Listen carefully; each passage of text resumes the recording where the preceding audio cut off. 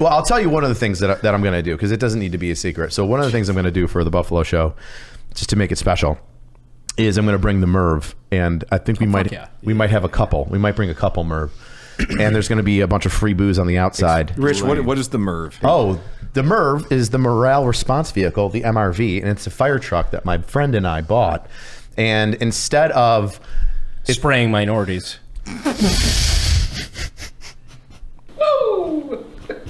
it's almost old enough to do that. I've got three now. One of them might have actually been there. one of them may have definitely been at a university in New York and was just like, not today, you know. Educate somewhere else. So that could very well happen. But it's giving back. It's making up for it. It learned from its previous mistakes. And if we learned anything from this unsubscribed podcast, it's that we all make mistakes and should be forgiven. I hope. So we're going to have the Merv, which is a fire truck that it's not even decommissioned, but we turned into a party tailgating mobile to get everybody hammered. And it's working out great. How did you acquire it? How did you acquire a not decommissioned fire truck? So the full story is... He stole that. Commandeer. So my buddy has a couple daughters. They go to Girl Scouts.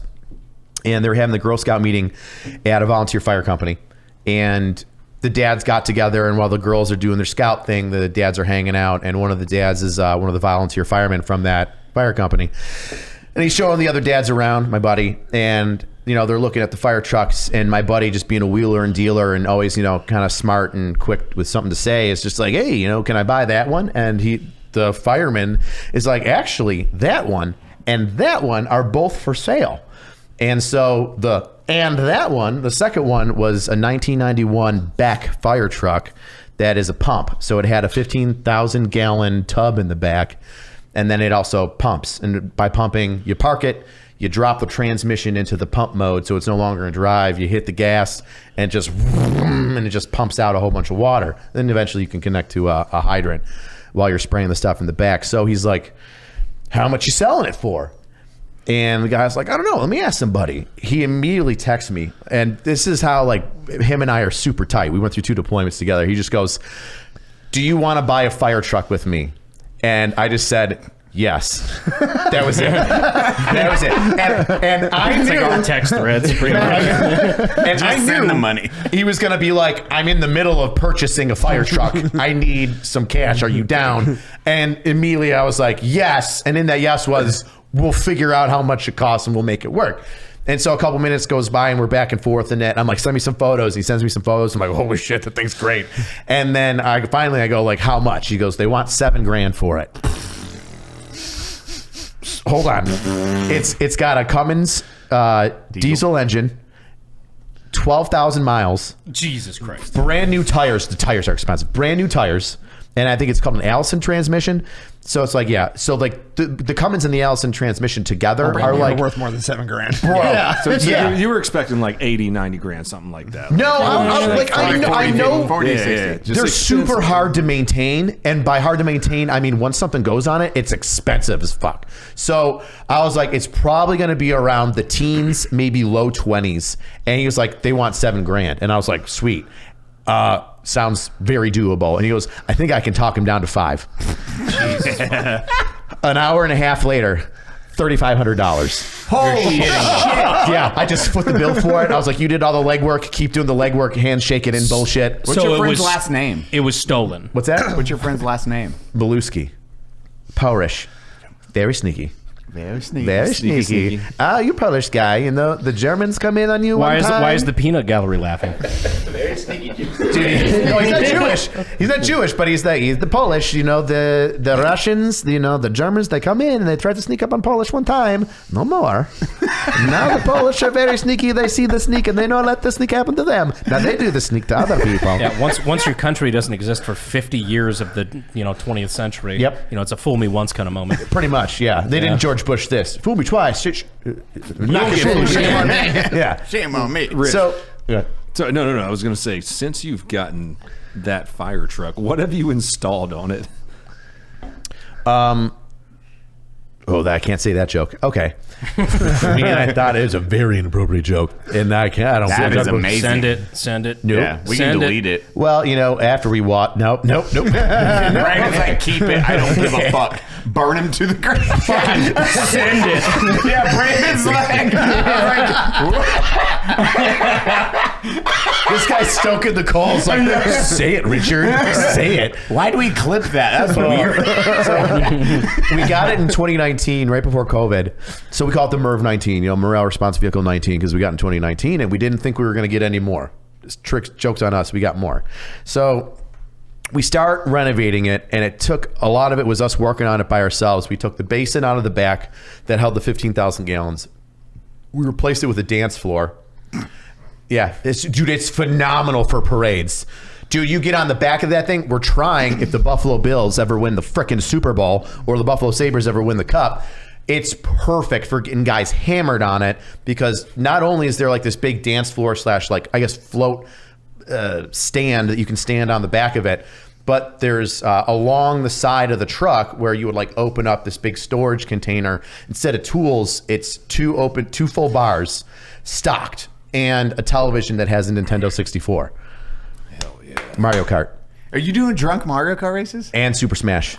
Super Smash Bros. I know. Nice. So I was like, what are 2 games that people can play for like 3 or 4 minutes that they're not like, they don't have to get sucked into? I was like, Super Smash Bros. And Mario Kart. You play 1 or 2 levels. What are the rules on drinking and driving on a fire truck? If it's up for a parade, you can do it in the back, just not the driver, right? So like different parades, obviously the driver can't, but if you're in the back. Yeah, the driver can't during the parade. It's a Catholic fire truck. So do it in the back. Just do it in the back. It doesn't count. It's fine. Yeah. But we Is usually, that how it works, Connor? we usually get a driver. Legally speaking, Dude, I'm telling you. I just like the clip of this. It's like, can't. And it's like Buffalo Police. God doesn't care around the back. Right. Got it. We just actually got shout out to Sound Off and 1075 Lights, who hooked us up with a brand new light system and rewired almost the entire truck free. Because they're like, shit. We have a 501c3 that like we take care of veterans with it, right? Veterans and first responders. If you want to get on the truck and you want to go get hammered at a Bills game, that's what we want to do. Because the whole premise behind the truck to be, squishy and feely was there's so many because of my channel and stuff like this where we're getting taken care of, delicious. Where we're getting taken care of like the veteran and first responder community. I wanted to give back, but I don't give a shit about college education. And there's already things to get, take care of families if they lose a loved one, or if they get sick, or if something happens, replace your car.